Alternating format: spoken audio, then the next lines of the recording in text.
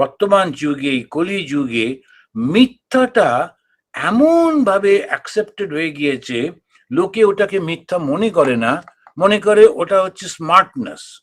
কিরাম কায়দা করে করে দিল। আমি এই একবার মনে পড়ছে, আমাদের জায়গাটার নাম বলবো না, ওখানকার একজন টিচার, দুজন টিচার, তো তারা চা খাচ্ছি, তো ওরা এসে বসলেন। তো তারা এসে খুব গর্ব করে বলছেন যে মহারাজ জানেন কালকে কি কাণ্ড হলো, তো এখান থেকে তো উঠলাম ট্রেনে, টিকিট কাটিনি, ভাবলাম যে আর দরকার নেই। যখন ওখানে গিয়ে পৌঁছেছি যে হাওড়াতে, দেখছি স্পেশাল চেকিং। তো স্পেশাল চেকিং ওরা ধরলো, তো আমাদের 3জন না 4জন টিকিট নেই, তো আমাদের কাছে নিয়ে গেল। যখন ওখানে আমাদেরকে নিয়ে গেল এই রেলওয়ে পুলিশের কাছে, তখন আমরা বললাম যে আমরা আসলে তাড়াহুড়োতে ট্রেনে উঠেছি, আমরা রামকৃষ্ণ মিশন। যে জিজ্ঞেস করলো আপনারা কি করেন? রামকৃষ্ণ মিশনের শিক্ষক। আপনি জানেন কি হলো? সেই অফিসার চেয়ার ছেড়ে দাঁড়িয়ে উঠে হাত জোড় করে বললেন, রামকৃষ্ণ মিশনের শিক্ষক? আরে এরা জগৎকে শিক্ষা দেন, জগৎকে আলো দেন, এরা নিশ্চয়ই সত্যি কথা বলছেন, টিকিট কাটতে ভুলে গেছেন। তাই ওই যে স্টেশন ছিল কয়েকটা 5-6টা স্টেশন আগে, সেখান থেকেই টিকিট। উনি নিজে পকেট থেকে টাকা দিয়ে বলছেন, না না আজকে আমি সেবা করব, আপনাদের টিকিটের দাম আমি দিয়ে দেবো। তো ওরা দিল্লি থেকে কাটার কথা ছিল, কারণ ট্রেনটা দিল্লি থেকে আসছে, ওরা মাঝখানে উঠেছিল ওই 5-6টা স্টেশন আগে। তো উনি সেই অফিসে দিয়ে দিলেন। টিচার গর্ব করে বলছে কিরকম ঠকালাম ভেবে দেখুন, লোকটা ধরতেই পারলো না। আমার খুব ইচ্ছা করছিল ওই গরম চাটা ওর মাথাতে ঢেলে দিতে, কেননা ওটা ওর এমন অল্প বুদ্ধি, ও বুঝতেই পারলো না। এই হচ্ছে কলি। টিচার, একটা ঘটনা ঘটলো, ঠাকুরের নামটা নেওয়ার সঙ্গে সঙ্গে এত সম্মান পেল, কিন্তু বুঝতে পারলো না, ও মনে করলো চালাকি করলো। এটা হচ্ছে কলির প্রভাব। ও অশিক্ষিত লোক না, গ্রামের লোক না, মূর্খ না, শিক্ষিত লোক, আবার সায়েন্স টিচার। এই হচ্ছে বুদ্ধি। কলি বুদ্ধিটাকে বিভ্রম করে দেয়। তাহলে কি করতে হবে? তখন ভগবান শ্রীরামকৃষ্ণদেব বলছেন ধরে থাকতে হবে বিশ্বাস করে। তাই তিনি একটা অদ্ভুত ধরনের প্রতিজ্ঞা করলেন। ভগবানকে দেখা যায়, তার সঙ্গে কথা বলা যায়, মায়েরই বলছি, এই যে বাংলায় যখন মায়েরই বলে, মায়ের নামে প্রতিজ্ঞা করছি। তো আমরা মাকে খুব ভালোবাসি, মায়ের নামে কখনো মিথ্যা বলি না, তখন বলছি মায়েরই বলছি। তাই যে মায়েরই বলে ভগবানকে দেখা যায় কেন? ওই বিশ্বাসটা। তো কলি যুগে আমাদের বিশ্বাস নেই বলে তিনি আবার সেই বিশ্বাসটাকে ফিরিয়ে আনলেন, যে বিশ্বাসটা হচ্ছে বেদের ভিত্তি। ওই বিশ্বাসের উপরে বেস করে তারা এগিয়ে যাচ্ছে, গিয়ে যুক্তি, এবং যুক্তির পরে অনুভূতি। বিশ্বাস, যুক্তি, অনুভূতি, এই যে 3টে স্টেপে। তো শুরুর সময় আমাকে বিশ্বাস করতে হবে। যেমন আমরা অঙ্ক শেখার সময় আমরা একটা বিশ্বাস করি, এত টু এত মানে এত, এটা বিশ্বাস করে তারপরে আমরা অঙ্কটা কষে আমরা রিয়ালাইজেশনে পৌঁছে।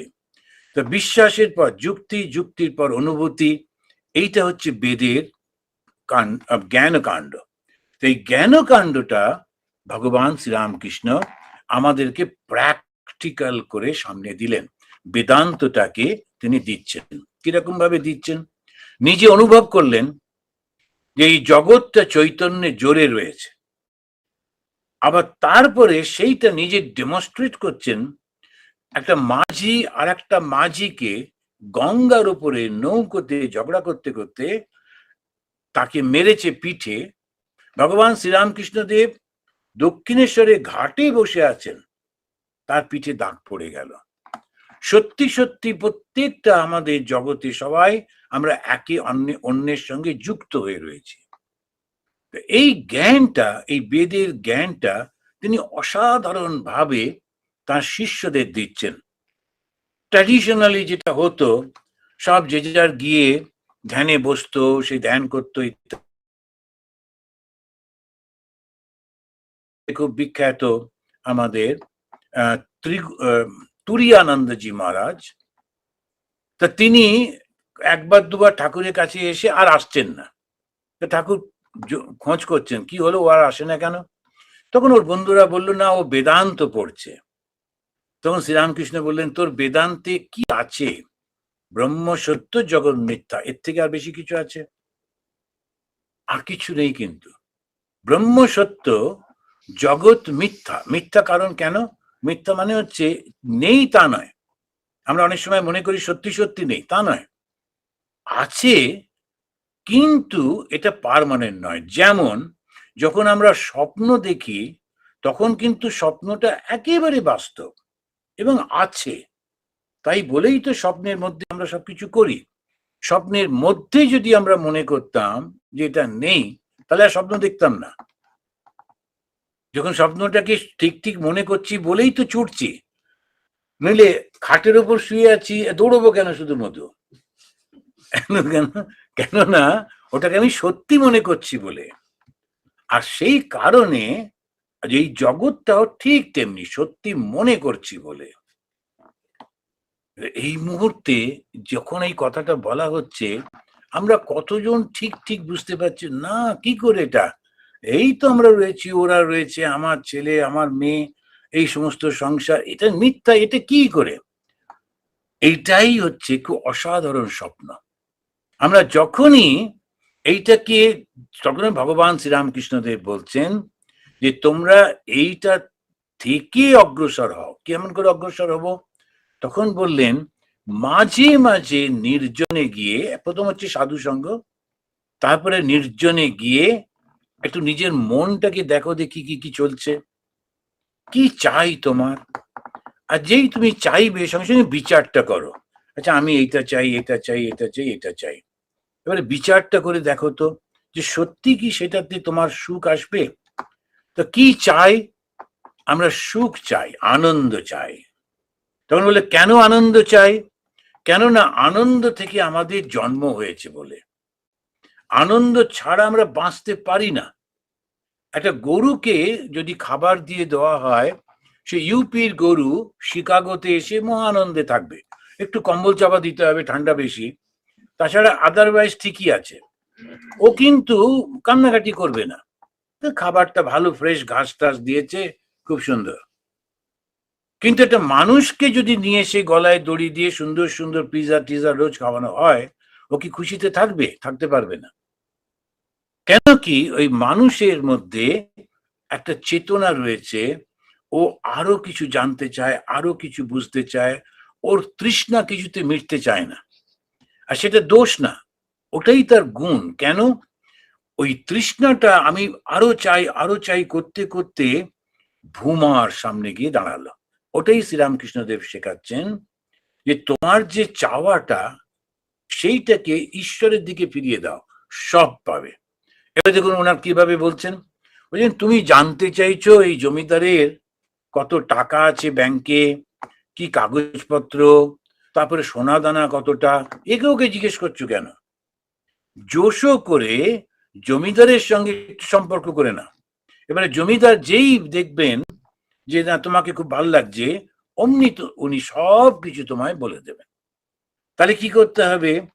জোশো করে ভগবানকে লাভ করে নিতে হবে। এইবারে ভগবানকে যদি জিজ্ঞেস করি, আচ্ছা আপনি আমাকে একটু দেখিয়ে দিন এই জগৎ কি করে সৃষ্টি হয়, ভগবান দেখিয়ে দেবেন।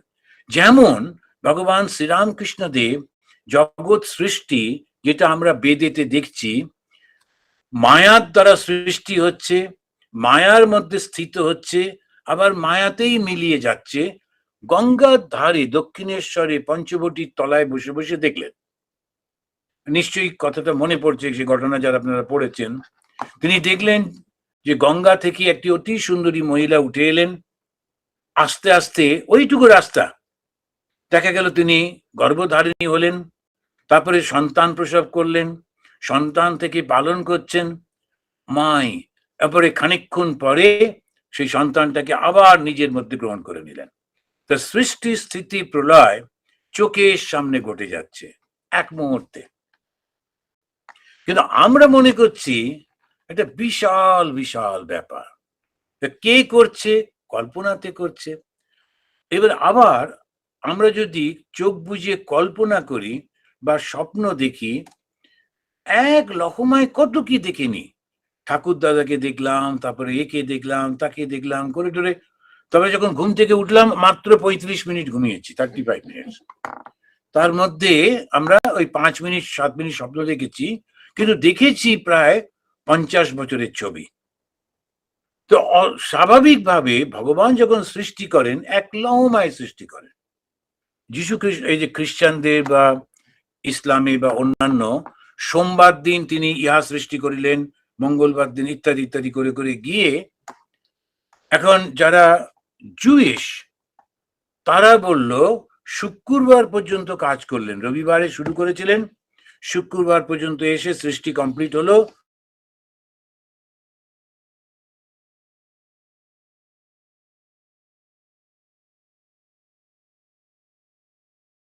মহারাজ আপনি মিউট হয়ে গেছেন।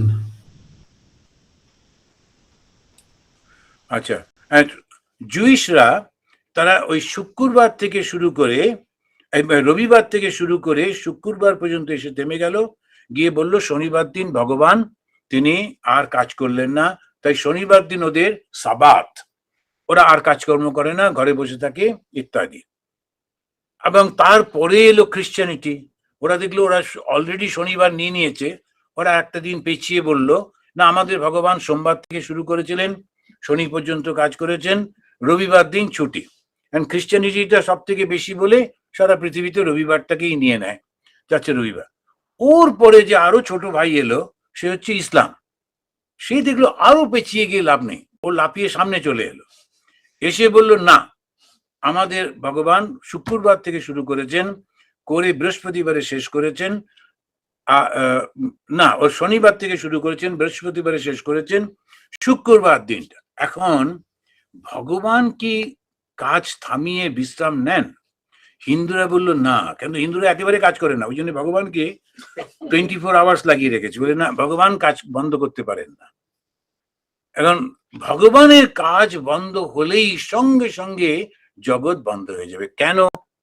হিন্দুরা ঠিক করেছে, কারণ ভগবান তাকিয়ে আছেন, সৃষ্টি হচ্ছে, সবকিছু হচ্ছে, যে দিন উনি চোখটা বন্ধ করবেন সঙ্গে সঙ্গে সৃষ্টি নেই। তো সৃষ্টিটা কি? কল্পনা। ভগবান তিনি কল্পনা করছেন আর সমস্ত সৃষ্টি হচ্ছে। একহম বহুশ্যামভিহি, বেদ বলছে আমি একা, আমি বহু হব। এখন যদি জিজ্ঞাসা করা হয় ওনার বহু হবার ইচ্ছা কেন হলো, সেটা বলতে পারবো না, কে গিয়ে জিজ্ঞেস করবে। এখন সেটা উনি ইচ্ছা করলেন, সঙ্গে সঙ্গে সৃষ্টি হলো। এবার একটা, দুই, সৃষ্টি যেটা হলো একটু একটু করে হলো। আমাদের ভাগবতে সৃষ্টি একটু একটু করে বলছে, প্রথমে তিনি এই সৃষ্টি করলেন, ওই সৃষ্টি করলেন, নিজের গা থেকে তিনি গাছপালা তৈরি করলেন ইত্যাদি, ব্রহ্মা। শেষে দিনে ব্রহ্মা টায়ার্ড হয়ে একটু জল খেতে গেছেন পুকুরে, আর ওই টলটলে পুকুরে নিজের ছবিটা দেখে মুগ্ধ হয়ে গেলেন, কি এত সুন্দর, আমি ব্রহ্মাকে বানিয়েছেন বিষ্ণু, সুতরাং সেই পরম বিষ্ণু। তো সুতরাং ব্রহ্মা নিজেকে কোনোদিন দেখেননি, এইবারে নিজেকে দেখে বলে না, তাহলে আমি একটা লাস্ট সৃষ্টি করব, সেটা হচ্ছে আমার মতো একজনকে, আর সেই হলো মানুষ।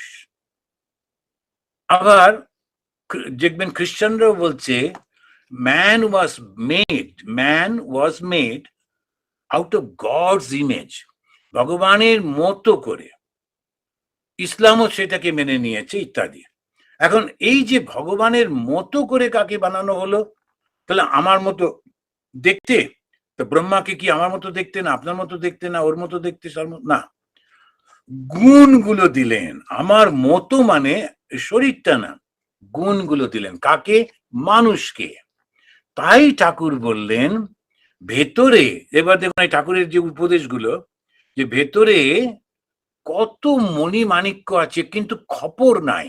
ঠাকুর খবরটাকে খপর বলতেন, খপর নাই। এখন আমাদের ভেতরেতেই সব রয়েছে, সেটা কোথায়? মনে। এটা অদ্ভুত ব্যাপার। তখনই ভগবান শ্রীরামকৃষ্ণদেব বলতেন যে মানুষ কি কম গা, মানুষ নিজের মনের মধ্যে ভগবানকে ধারণা করতে পারে। এখন এই যে সর্বব্যাপ্ত যে ভগবান, তাকে সে একটা পার্সোনাল গড করে নিজের অন্তরের মধ্যে বসিয়ে তাকে পুজো করছে। তাই বলছেন মানুষ কি কমগা? এই যে মানুষটা, সেটা যখন বদ্ধ হয়ে পড়ে, আমি আর আমার করতে করতে সমানে ঘুরতে থাকে। একজন কেউ জিজ্ঞেস করছিলেন, আচ্ছা বিয়ে করলে কি 7 বার একই লোককে 7টা জন্ম? খুব গোলমেলে ব্যাপার। আমি বললাম ওই উত্তর আমি জানি না। এখন একবারে যদি সুখী থাকো, সেকেন্ড টাইম ট্রাই করো, তারপরে দেখা যাবে। কিন্তু তো যাকে এখন এই যে আমরা দেখছি, মানুষ মনে করছে ওইটাতেই সুখ। না, এই সুখটা কোথায়? ওই ভগবান শেখাতে গিয়ে বললেন, ঈশ্বর লাভ মনুষ্য জীবনের উদ্দেশ্য। এখন এই ঈশ্বরকে আমি নিজে, ঈশ্বরটা কি আমি নিজে, কিরকম করে? আবার বেদান্ত।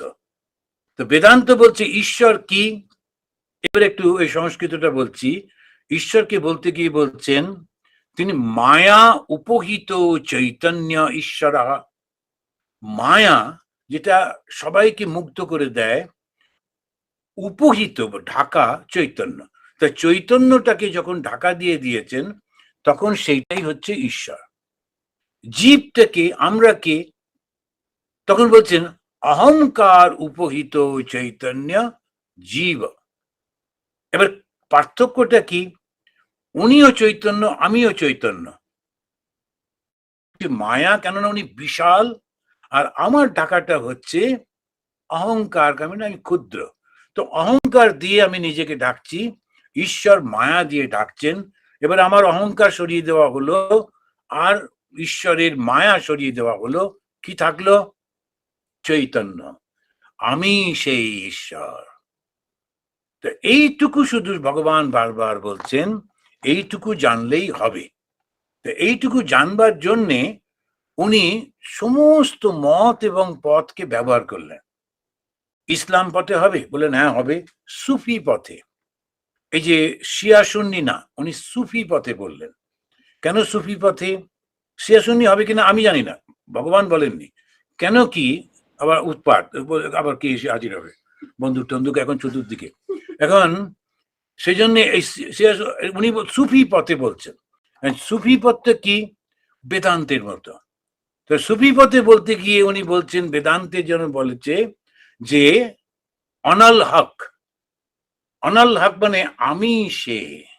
বেদান্ত বলছে অহম ব্রহ্মাস্মি, ওরা বললো অনল হক। যীশু খ্রিস্ট বললেন, খ্রিস্টানরা বলে না, যীশু খ্রিস্ট তিনি বললেন I and my father in heaven are one. আমরা দুই নই, দুই হলেই কনফ্লিক্ট, এক হতে হবে। রাধা কৃষ্ণ একতনু ভয়ে নিধুবনময়ে জো রঙ্গ মচাই, একটা সুন্দর গান আছে। রাধা আর কৃষ্ণ যখন আলাদা, খালি সংঘর্ষ হচ্ছে, ভালোবাসা, কিন্তু তবু ঠিক কিছুতেই শান্তিটা আসছে না। তারপরে ওরা যখন দুজন যখন এক হয়ে গেলেন, ভক্ত আর ভগবান যখন এক হচ্ছেন, রাধা কৃষ্ণ একতনু ভয়ে, তখন আর দুটো শরীর থাকছে না, এক হয়ে যাচ্ছেন। তখনই ওই এককে জানার নাম জ্ঞান, আর দুইকে জানার নাম অজ্ঞান। তো শ্রীরামকৃষ্ণ বেদান্ত মূর্তি, বেদান্তের সমস্ত শিক্ষাগুলোকে তিনি এইভাবে সুন্দর করে দিলেন। লাস্ট যেটি বলে শেষ করব, অসাধারণ একটি কন্ট্রিবিউশন ভগবান শ্রীরামকৃষ্ণ হিন্দুদের জন্য এবং সমস্ত জগতের মানুষের কল্যাণে। তিনি বললেন, কথাটা খুবই সোজা কথা, চোখ বন্ধ করে ঈশ্বরকে দেখা যায়, চোখ খুলে ভগবানকে দেখতে পাও না। এখন আমি যদি চোখ বন্ধ করে ভগবানকে দেখতে পাই, চোখ খুলে কেন পাবো না? ওইটা যেই শিখে গেলাম, ইয়ো মাম পশ্যতি সর্বত্র সর্বম চ ময়ি পশ্যতি, ভগবদ গীতাতে শ্রীকৃষ্ণ বলছেন যে আমাকে সর্বভূতে দেখে এবং প্রত্যেকটা প্রাণীর মধ্যে আমাকে দর্শন করে, আমি তার হয়ে যাই। আর কৃষ্ণকে যারা পুজো করেন, এইটা বাদ দিয়ে বাকিটা করেন। তুমি ছোবে না, তুমি আসবে না, তোমারটা খাবো না, তোমারটা নেবো না, এই জন্য কিছুতেই শান্তিটা পাচ্ছে না, আসল শিক্ষাটা নিতে পারলো না। রামকৃষ্ণ মিশনে আমরা কেউ কেউ এসে খালি হিমালয়ে চলে যাব, বড় বড় দাড়ি করব, খালি পায়ে ঘুরবো, ভিক্ষে করে খাবো, শান্তি পায় না। কারণ এটা চেষ্টা করে দেখে হয় না। কেননা এবারে ঠাকুর বলছেন তোমাকে ওইসব ছেড়ে দাও, বিজ্ঞানী হতে হবে। বিজ্ঞানী কি? আমি ঈশ্বর, চতুর্দিকে যাদেরকে দেখছি সব ঈশ্বর। এই জ্ঞান হচ্ছে ঈশ্বর সব সৃষ্টি করেছেন এটা জানা। আর বিজ্ঞানটা কি? ওইটাকে ব্যবহার করা। এই বিজ্ঞানী অবস্থাটা কি করে আসছে? ওই স্বামী বিবেকানন্দ বললেন, কি সুন্দর কথা শুনলাম। যখন ঠাকুর বললেন যে জীবে দয়া, না না না, জীবে দয়া হতেই পারে না, জীবে প্রেম, দয়া করবার তুমি কে? সবাই শুনলেন, কিন্তু বিবেকানন্দ শুনে তিনি বললেন যদি কোনোদিন দিন পাই জগৎকে শোনাবো। কি শোনালেন তিনি? জীবে প্রেম করে যেই জন, সেই জন সেবিছে ঈশ্বর। তো আমরা কি করে আমরা সেটা করব? আমার যা আছে সব তোমাকে দিয়ে দিয়ে আমি আবার ভিখারি লাইনে গিয়ে দাঁড়াবো? না, ওটা আর একটা বিপদ। আমাদের দেশবন্ধু চিত্তরঞ্জন জাহাজ একটু বেশি বেশি করে ফেলেছিলেন। প্রথমে কাউকে কিছু দিত না, পরে যখন দিতে শুরু করলো সব দিয়ে দিল। এবারে ওর স্ত্রীকে খাওয়াবার কেউ নেই, ওনাকে অন্য লোকেরা এসে, সে ওরকম না। প্র্যাকটিক্যাল হতে হবে, ইমোশনাল না। প্র্যাকটিক্যালটা কি? আমার যেটুকু প্রয়োজন সেটা রেখে যেটা আমার দরকার নেই দিয়ে দেওয়া। স্বামীজির বাবা যেমন স্বামীজিদের বড় করছেন, সবকিছু করছেন, এবারে যখন তার মা বললেন এত দান করে তুই গিয়ে বল, তখনকার দিনে স্ত্রীরা স্বামীর কাছে যেতে ভয় পেতেন কথা বলতে, তো ধমকে দিত, তো সেই কারণে তো ওই ওর ছেলেকে পাঠিয়েছেন। আর ছেলে ও গিয়ে বলছে সব দিয়ে দিচ্ছ, আমাদের জন্য কি রাখলে? চলো। ওকে নিয়ে গিয়ে একটা আয়নার সামনে দাঁড় করেছেন। কি দেখছো? বলছে আমাকে। তোমাকে তো রেখে দিয়ে গেলাম, আবার কি? আমার পয়সায় তোমাদেরকে মানুষ করে দিয়েছি, শিক্ষা দিয়েছি, আর তারপরে যে টাকাটা পয়সাটা আমি অন্যকে দেব, সেটা আমার নিজের। উনি গরিবদের দান করতেন, অনেককে দান করতেন। এখন এই যে আমরা দেখছি ওইটা ঠিক ঠিক জ্ঞান। আমরা যখনই এক্সেসটাকে আমরা দিয়ে দিচ্ছি, দিয়ে সংসার করছি, কিন্তু সংসারে যতটুকু প্রয়োজন করে এরপরেতে সংসার থেকে, সংসারের মধ্যে থেকে নিজেকে বার করে নিচ্ছে, নিয়ে বানপ্রস্থি হচ্ছে। এই বানপ্রস্থি অবস্থা হচ্ছে তৈরি হওয়া নিজেকে। বিভিন্ন আশ্রমে আশ্রমে যাচ্ছি, নিজেদের পাঠ করছি, ভগবানেরকে জানবার চেষ্টা করছি, জপের সংখ্যাটা বাড়াচ্ছি, ধ্যানের সময়টা বাড়াচ্ছি, যতটুকু সাধ্য মানুষের সেবা করছি, ধীরে ধীরে ধীরে। তারপরে যখন শরীরটা একেবারে অশক্ত হয়ে গেল তখন সন্ন্যাস। এখন সারাক্ষণ বলতে হবে যে মেরে তো গিরিধারী লাল দুসরা না কই। তখন বলতে হবে আমার শুধু ঈশ্বর, আমার আর কেউ নেই। এই হচ্ছে বেদ মূর্তি শ্রীরামকৃষ্ণ। বেদের যে জ্ঞান সেটা একের জ্ঞান, সেইটি তিনি বিভিন্ন ভাবে বিভিন্ন ভাষায় তিনি ব্যাখ্যা করলেন। এই প্র্যাকটিক্যাল বেদান্তটা অসাধারণ একটা শিক্ষা। এই যুগে এটার মাধ্যমে যে কেউ মুক্ত হয়ে যাবে। তাই স্বামী বিবেকানন্দ অত সাহস করে লিখলেন। শঙ্করাচার্য লিখেছেন জ্ঞান কর্ম সমুচ্চয় অসম্ভব। জ্ঞান এবং কর্ম কখনো একসঙ্গে যায় না, এটা ইম্পসিবল। শঙ্করাচার্য। বিবেকানন্দ বললেন through unselfish work, through unselfish work, one can reach the same goal where Buddha reached by his knowledge and Christ by his prayer. is বিবেকানন্দের বেদান্ত। শঙ্করাচার্য বেদান্ত সব ঠিক আছে, কিন্তু বহু আগে। কিন্তু এখন বিবেকানন্দের বেদান্ত। জয় ঠাকুর। ঠিক আছে তাহলে।